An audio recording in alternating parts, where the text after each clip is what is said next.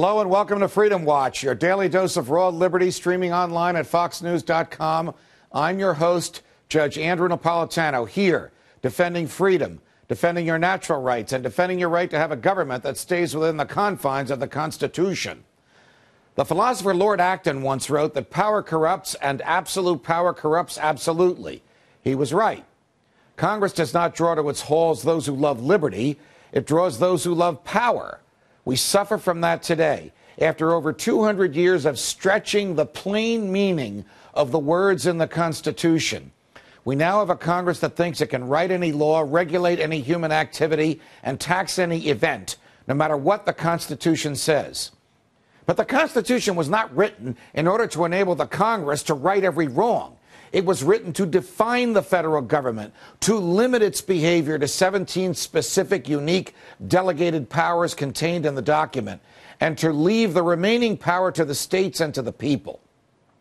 When the federal government starts micromanaging the economy, exercising power nowhere granted by the Constitution, and violating our natural rights, it sends signals to other governments that they may do the same as well. For example, here in New York City, the mayor of this town, on his own, with no vote by the people or the city council, has banned trans fats in restaurants and now wants to reduce salt in products, food products that are manufactured and sold here in the city.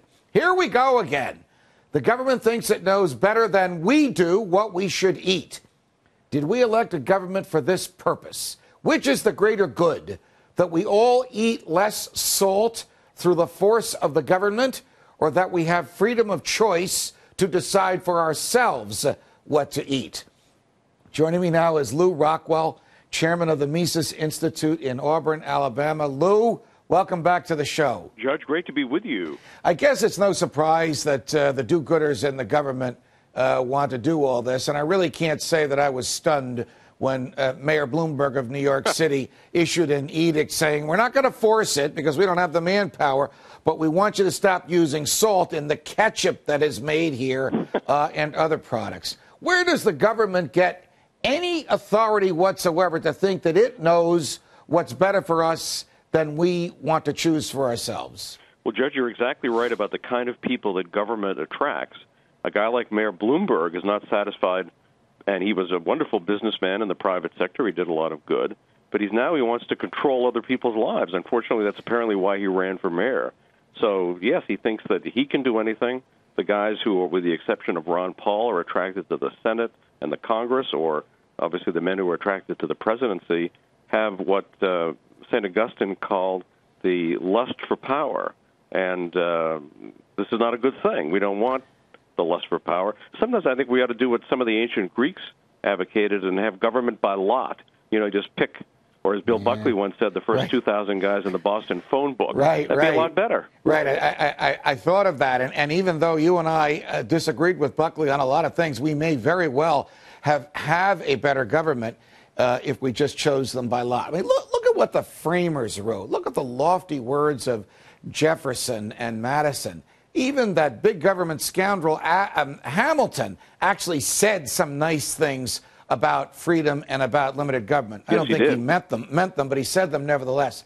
You don't even hear that today, with the exception of from Congressman Ron Paul and a few of the others. Today you hear things like Senator Tom Harkin of Iowa, who celebrated the passage in the Senate of the socialized medicine proposal that they're trying to reconcile with the House by saying, we have found a right to health care, and now we're going to find more rights for you. We're going to build rights upon rights. I guess he hasn't read the Declaration of Independence. Don't rights come from our Creator rather than from the Congress? Of course, that's exactly right. And when we sometimes hear about whether they're going to give defendants constitutional rights or not, as if it's in the government's gift. So, yes, of course, our rights do come from the Creator, not from the government. The government, in fact, is the violator of our rights, not the giver of our rights. When they wrote the Constitution, I mean, it was stated so openly, the fear that they had of the central government. The last thing in the world they wanted was a government in Washington. Well, of course, it was in New York and then Philly, and then they built Washington, which was just as controlling and just as invasive of fundamental liberties as the one they had just kicked back to London. So how is it that the same generation that wrote Congress shall make no law abridging the freedom of speech, and we are endowed by our Creator with certain inalienable rights, and among them is life, liberty, and the pursuit of happiness, also wrote the Alien and Sedition Act, which made it a crime to criticize certain people in the government? What happens to people when they get this power, Lou? Even Jefferson was a lot better before he was in government and after he was in government than when he was in government.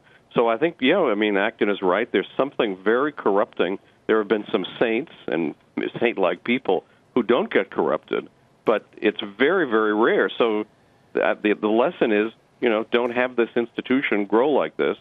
Don't have, because you are going to have people who want to scan you naked in the airport, who want to take away your salt and tax your income, control your children, send you to a war in some other country, do everything horrible to you. So we want to have the less, since the nature of government is at the point of a gun, everything they do to us is with the threat of killing you if you don't obey them.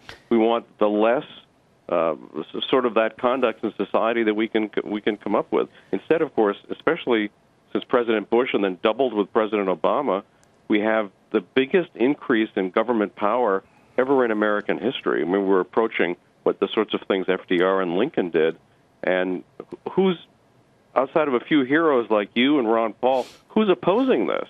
Very few people are opposing it, and I didn't intend to go there, but since you mentioned the Obama administration, when I say this to my conservative friends, they roar, but I think you'll agree with me. Obama is like the third term of the Bush administration. They are still spying on us without warrants. They are still using the awful unconstitutional powers which they gave to themselves under the Patriot Act. They are still fighting an illegal war. Just last week, the Obama administration argued before a panel of 3 federal judges in Washington, D.C., that he can lock somebody up at Guantanamo Bay and throw away the key and not even charge them with a crime. So I ask you, what's the difference?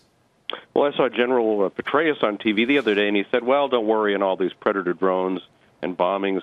We do what we can to eliminate collateral damage. He said, of course, we can't eliminate it entirely. In other words, they're killing innocent people. And if anybody in private society said, well, I'm going to do something, I'm going to make sure that I don't kill any more innocent people than I need to kill, what would we think of that person? We think, well, they're crazy or worse. Right. Yet put them in a government suit, and all of a sudden we're supposed to think they're great guys. Right. So it's wherever you look in the government, they're doing bad things to people. I thought of you with the fiasco in Newark Airport. Not that I think of you when I think of fiascos, but it was such a circus, such a comedy of errors. A young man steps through a security door in order to kiss his girlfriend goodbye. He then turns around and leaves. He's now out with the general public. He then leaves the airport. So far, no harm, no foul. Okay, he went through the door the wrong way. He didn't harm anybody. He did it for a kiss.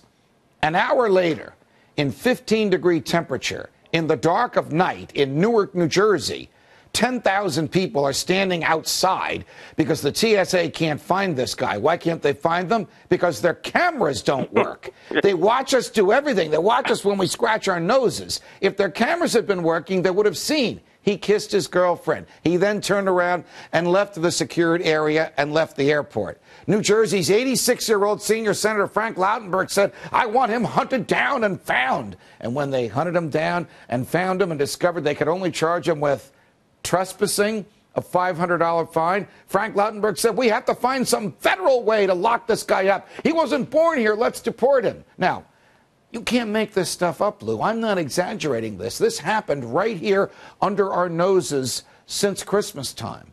How dangerous is this government? Well, when I heard Senator Lautenberg, I thought this guy sounds like a commissar under Stalin. I mean, his tone, the look on his face, the way sorts of things he was saying. I mean, this is not the senator of a free commercial republic of the sort that George Washington talked about in his farewell address. This is a creature from a different lagoon, and it's not pretty. It's not nice, and I hope and think that the American people are going to get worried about everything they're doing to us. I mean, there was a case recently in Saudi Arabia where some guy tried to assassinate a minister with a bomb in a cavity in his body. So are they now going to do that to us at the airport? Wow. I would imagine that if the crazy bomber in Detroit was singing Mary Had a Little Lamb at the time he tried to set off the bomb, the government would make it a crime for us to sing it. Lew Rockwell, it's always a pleasure. Thanks for joining us. Judge, thank you.